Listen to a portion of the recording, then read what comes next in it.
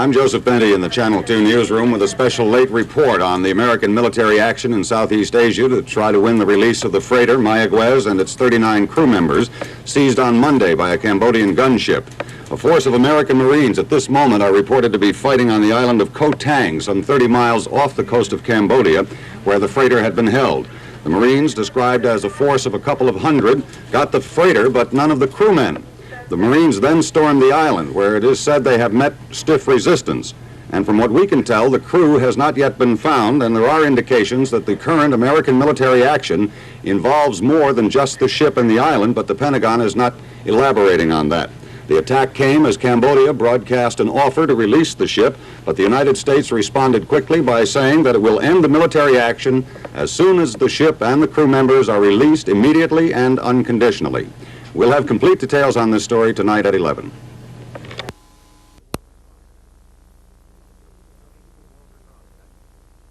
Substituting for Walter Cronkite. I'm David Dow, CBS News, Los Angeles.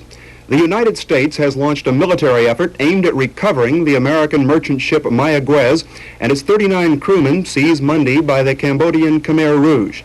The action came after President Ford met with the National Security Council for the third time in 2 days and was revealed to reporters tonight at the White House and Pentagon. Ike Pappas filed this report minutes after the announcement.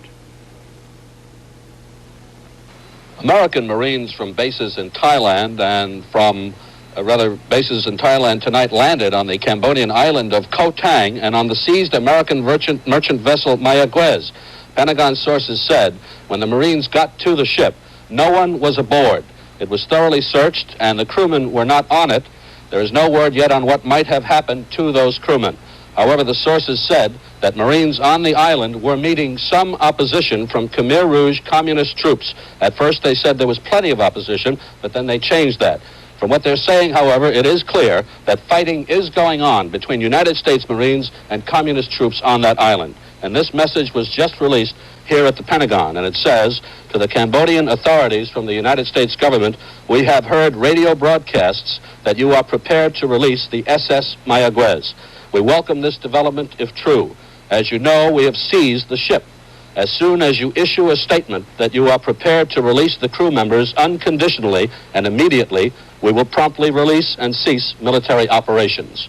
Ike Pappas, CBS News at the Pentagon. As Pappas indicated, the announcement of the U.S. military action came minutes after a broadcast was monitored in Washington from Phnom Penh radio. The broadcast said the ship would be released, but did not say when, nor apparently whether the 39 Mayaguez crewmen would also be released. The president's decision to attack came about an hour after he briefed congressional leaders on the situation. At that time, he pledged he would live up to legislative strictures, that he would inform Congress in writing before he launched the operation. White House Press Secretary Nesson was vague about the effort to communicate with Cambodia on its offer to give up the ship, and administration officials said it was not known if the route by which the message was sent is, as they put it, sufficiently fast. Therefore, they said, we believe the news channels may be the fastest way to reach the Cambodians. So far, there has been no reaction from Cambodia to the White House communique. And there was no indication whether U.S. Marines might also be prepared to land on the Cambodian mainland. A total of 1,200 Marines had been sent to Thailand yesterday in preparation for a possible military action. The Marine action tonight followed an earlier skirmish in which American warplanes sank 3 Cambodian gunboats in the vicinity of the Mayaguez. That action came as the Cambodian Navy was apparently trying to transfer the crewmen of the captured ship to Koh Tang Island or to the Cambodian mainland. A Pentagon spokesman said that the Cambodians had been given warnings against trying to remove the Mayaguez crew before the attacks took place. Sources said the 3 Cambodian gunboats were hit with fire from a heavily armed, propeller-driven gunship and A-7 attack bombers which had been patrolling the area. Following that earlier action, the Senate Foreign Relations Committee voted unanimously to support President Ford's efforts to bring about the release of the ship and the crew. And many, but not all, members of Congress applauded the use of military force. Here is reaction taped before tonight's announcement. The act of the Cambodians was unspeakable. It was rubbing our noses in a in a great national disaster. If a great power allows its vessels to be tampered with on the high seas, well, it's inviting every third-rate dictatorship in the world to do it. My reaction was positive. I have always felt that naturally it's best to get something back that is yours by diplomacy if you can, but if you can't, then you have to use what other means are necessary. He's done it now, and I hope that he did not take action which resulted in the loss of American life. I support the president completely. I think that he had to move quickly and resolutely, because the longer the situation deteriorated, I think the more difficult it would have been for us to retrieve the crew or the ship. My first impression is that he did do what the Constitution calls for a commander-in-chief to do. The military action came too fast. I think we should have waited another 2 or 3 days to see what happened on the diplomatic front. We don't have to prove that we're militarily stronger than Cambodia. Everyone knows that. To summarize, U.S. Marines have seized the American merchant ship Mayaguez, which was captured Monday by the Cambodian Khmer Rouge. The ship was reportedly empty of either Americans or Cambodians, and there's no word on the fate of the ship's 39 crewmen. Meanwhile, about 200 Marines have fought their way onto a nearby Cambodian island and met some opposition. There was no immediate report of casualties.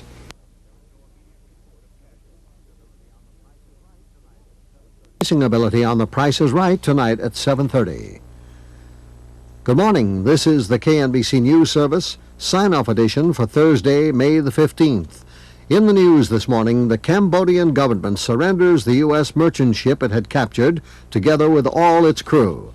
A massive jailbreak in Chicago, and Ray Duncan introduces the 30-passenger Volkswagen. Now the details. After a tense and uncertain day of troop landings and other military operations, Cambodia surrendered the 39 American crewmen of the freighter Mayaguez after U.S. Marines captured the ship itself. President Ford went on the air a few hours ago with this statement. At my direction, United States forces tonight boarded the American merchant ship SS Mayaguez and landed at the island of Koh Tang for the purpose of rescuing the crew and the ship which had been illegally seized by Cambodian forces. They also conducted supporting strikes against nearby military operations or military installations. I have now received information that the vessel has been recovered intact and the entire crew has been rescued. The forces that have successfully accomplished this mission are still under hostile fire, but are preparing to disengage. I wish to express my deep appreciation and that of the entire nation to the units and the men who participated in these operations for their valor and for their sacrifice. U.S. Marines who boarded the ship found it deserted, while other Marines who stormed the nearby island ran into heavy opposition. As the island assault went on and American bombers attacked mainland installations, a Cambodian ship flying a white flag drew up alongside the American destroyer Wilson and surrendered 30 of the American freighter's crew. There's still no word on where the rest of the crew were at the time or when they were surrendered. In fact, there's been a late change on the number of crew members.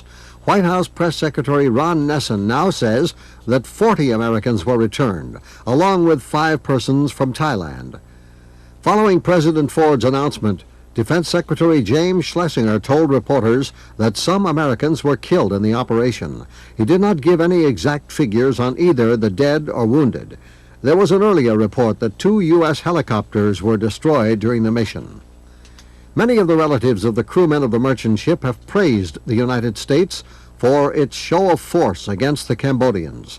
The sister of crewman Robert Friedler of Rochester, New York, said, and these are her words, "I didn't want to see any bombing or bloodshed, but apparently the Cambodians now realize we meant business, that we weren't just messing around."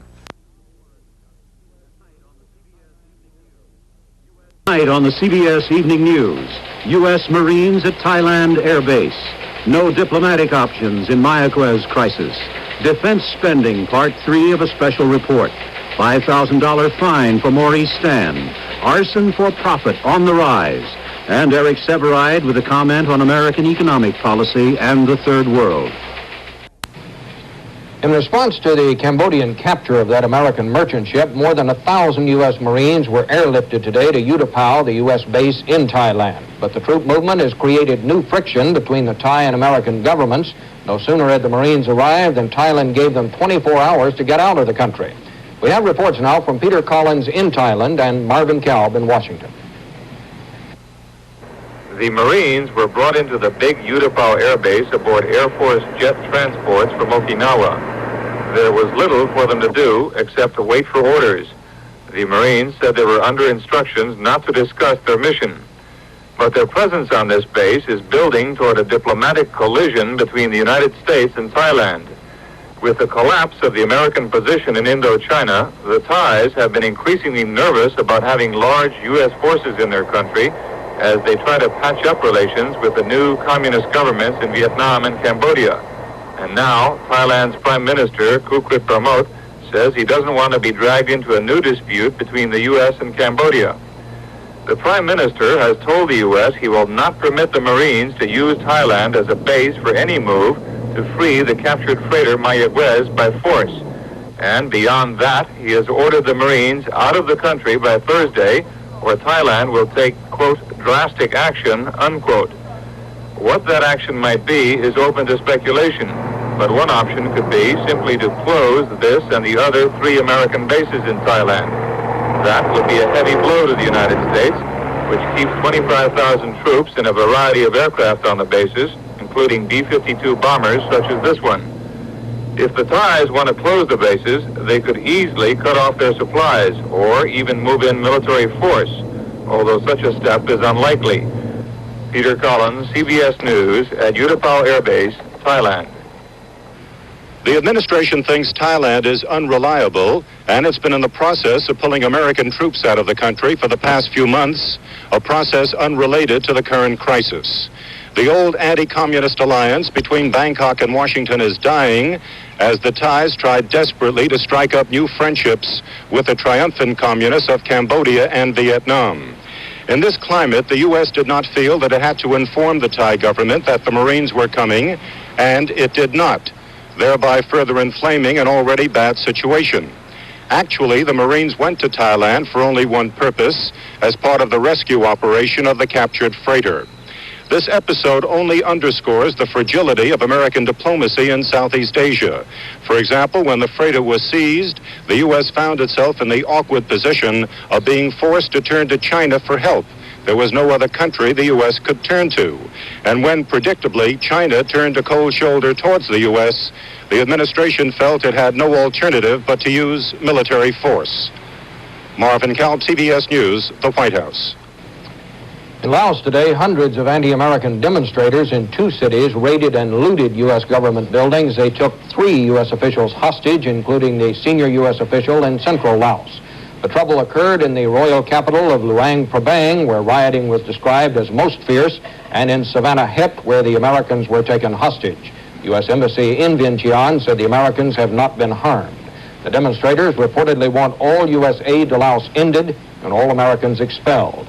In Washington, a State Department official said a thinning out of Americans in Laos is planned for later this week.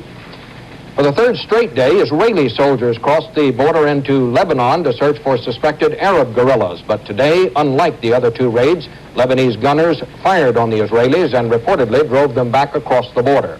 There were no reported casualties. The Greyhound's in touch with America and everything it has to offer. So here's some big news you like. Now America's biggest travel bargain is even bigger. Yes. Does it have an L? There is an L in the 4th position. Guess again. Does it have an R? There is no R in the word Angela. Does it have a J? No J, 8-letter word that might describe a successful bank job, Sherry. Does it have a D? No D in this word, Dana. Does it have a K? No K in the word Angela. Does it have a B? No B. Again, the clue, an 8-letter word that might describe a successful bank job. Sherry. Does it have an S? There is an S in the 5th position. Please guess again. Does it have a T? No T in the word Dana. Does it have an F? There is an F in the 1st position. Dana? Fail-safe. You're right. F-A-I-L-S-A-F-E, an 8-letter word that might describe a successful bank job. Fail-safe, or the safe fails, fail-safe. All right, $20 at the end of 2 rounds. Dana is in the lead. Angela, Sherry yet to score, but they may do that following these important notices. We'll be back.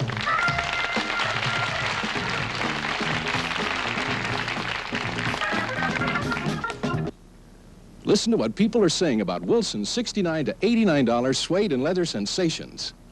I just bought this beautiful leather coat and saved at least $50 at Wilson's. I found the leather jacket I wanted for only $69. I bought my husband this leather jacket, and he liked it so well that I'm going to buy one after I have the baby. Convince yourself. See Wilson's $69 to $89 suede and leather now. In Beverly Hills, Los Angeles, Sherman Oaks, Anaheim, Pasadena, Whittier, Costa Mesa, Santa Ana, Torrance, and West Covina. If you should need cash right now, where would you go? A bank, a savings and loan, a finance company? Many of them aren't even lending these days. But if you're a homeowner and you want that cash now, cash from $1,000 to $10,000 or more, call Capital Home Loan. They'll give you all the help they can to get you the money you need, and they'll do it quickly and quietly. Call Capital now in Los Angeles, 386-1111, or the office nearest you, 386-1111. If you would like to join us here at KTLA as a contestant, all you have to do is drop a card to us. And you should address it to Studio Contestant, guess word, care of KTLA-TV-5, 5800 Sunset Boulevard, Hollywood 90028. Do that today. It's a lot of fun to be a contestant on this program, aside from the fact that you could win some money, which I'm sure everybody could use. Sherry Newman of Van Nuys, 3rd day as champ, $80 to the good so far for word mates at home and yourself. We mentioned the fact that you are a teacher, and I assume that more things have happened to you and your charges. Anything? Oh, yes. My students are bringing in students from other classes and saying, this is our teacher, a movie star, and you just have a regular teacher. And they also say that they like me on television because they can turn me off. Really? That's not nice. They should be very, very proud of you. They're just kidding. What about from the other faculty members? Are they a little jealous, a little around the edges? What, are they saying anything to you? No, they've all been very sweet and say to keep up the good work, which I'm not doing today. Well, listen, we've got a lot of rounds of this game to play yet. Right. One thing I did want to ask, yesterday I mentioned that I thought it would be a great idea if the students that attend your classes should go without homework for about 6-8 weeks or so, and I wondered if there was any reaction to that. Yes, I'm very mad at you. They've been bothering me about it all day. I said, well, you know, now we're not having any homework. They think whatever you say, since you're a celebrity, goes, and that's it. All right, well, I won't do that again. Kids, take 2 weeks off. I'm just kidding. I'm just kidding. I don't want to get Sherry in any more trouble. Welcome, Dana Gurney of Hollywood. Dana, thank you. Good to see you today. You and Ramon Misquez of Los Angeles are hoping you do very well, because that's your word mate at home. Tell us a little bit about yourself. Well, right at the moment, not right at the moment, but my job earlier today was proofreading for a publishing company in Canoga Park. Mm-hmm. They make motorcycle, hobby, and girly magazines. Mm-hmm. So since about 7 o'clock this morning, I've been looking at words all day long. You look at words and you see if they're spelled right and whether the English is constructed properly and all that? Well, no, I don't see if the English is constructed properly. I'm not allowed to make that type of change. Mm-hmm. Consequently, the material is, well, is very poor. Nobody is watching from where I work. Mm-hmm. They don't care. And so I just look for punctuation, well, certain kinds of punctuation, you know, not much. All right, well, I'm sure working with words is going to be a great aid to you in this game. Already it has paid off $20 worth for you and your word mate. Angela Lasella of Studio City. Good to have you with us. Very attractive lady as well. Are you single, married? Single. Mm-hmm. Single lady. Mm-hmm. Do you work for a living? Yes, I work for a certified life insurance company, Larry. I'm a life insurance underwriter. What does an underwriter do? Well, we're the ones that decide whether you're an insurable risk or not, and if so, whether you would pay a standard premium or a rated premium. How do they evaluate television hosts? Are we pretty good risks? Oh, I think so. We are, yeah, huh? I think so. All right. Angela, thank you very much for being with us, and good luck to you and your word mate, Vincent Salinas of Porterville. Dana, Sherry, and Angela, it's time now to play the game again for some dollars. Are you ready? Ready? All right, Dana, you were the last to give me a correct answer, so that means you begin this round. Listen to the clue, if you will. A 10-letter word that might describe what a martyr does at a picnic. A 10-letter word that might describe what a martyr does at a picnic. Dana. Does it have a Q? There is no Q in the word. Angela. Does it have an A? There is an A in the 7th position. Please guess again. Does it have an E? There happens to be an E in the 5th position. Guess again. Does it have an I? There is no I in the word. 10-letter word that might describe what a martyr does at a picnic. Sherry. Does it have a D? There is no D in this word. Dana. Does it have a K? No K in the word. Angela. Does it have a T?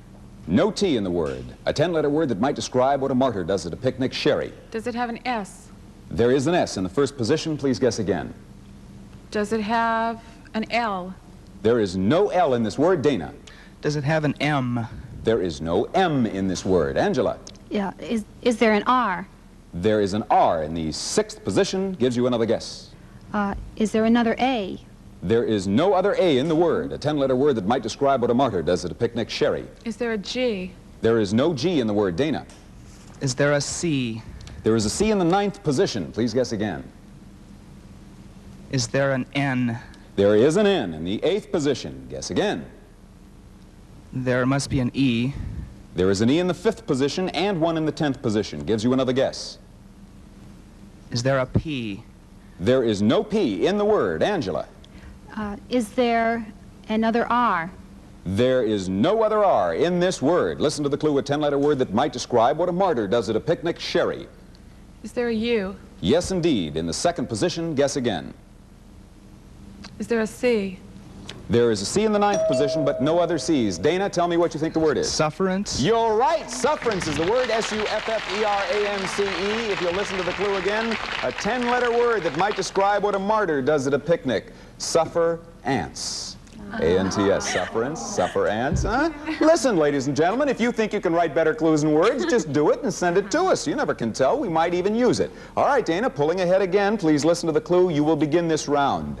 A 7-letter word that might be sized up as a certain kind of guy. A 7-letter word that might be sized up as a certain kind of guy. Begin, Dana. Does it have an E? There is an E in the 2nd position. Guess again. Does it have an R?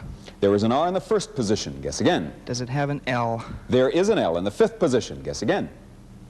Does it have an S? There is no S in the word. Angela. Is there an A? There happens to be an A in the 6th position. Please guess again. Is there a D? There is no D in the word. Again, the clue, a 7-letter word that might be sized up as a certain kind of guy. Sherry. Is there another A? There is no other A in this word. Dana. Is there an N? There is no N in the word. Angela. Is there a T? No T in the word. 7-letter word that might be sized up as a certain kind of guy. Sherry. Is there an M? M? Yes. There is no M in the word. Dana.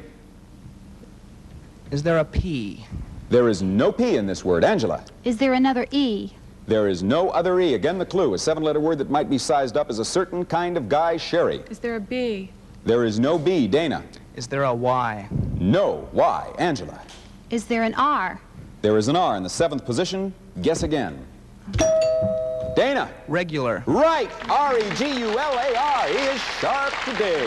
7-letter word that might be sized up as a certain kind of guy. You've heard the term, a regular guy, or that may even, of course, mean his size. Regular. All right, $40 for Dana. Angela, Sherry falling behind. Listen to the clues very carefully. Dana, an 8-letter word that might apply to a man from Mars or one of your relatives. An 8-letter word that might apply to a man from Mars or one of your relatives. Begin, Dana.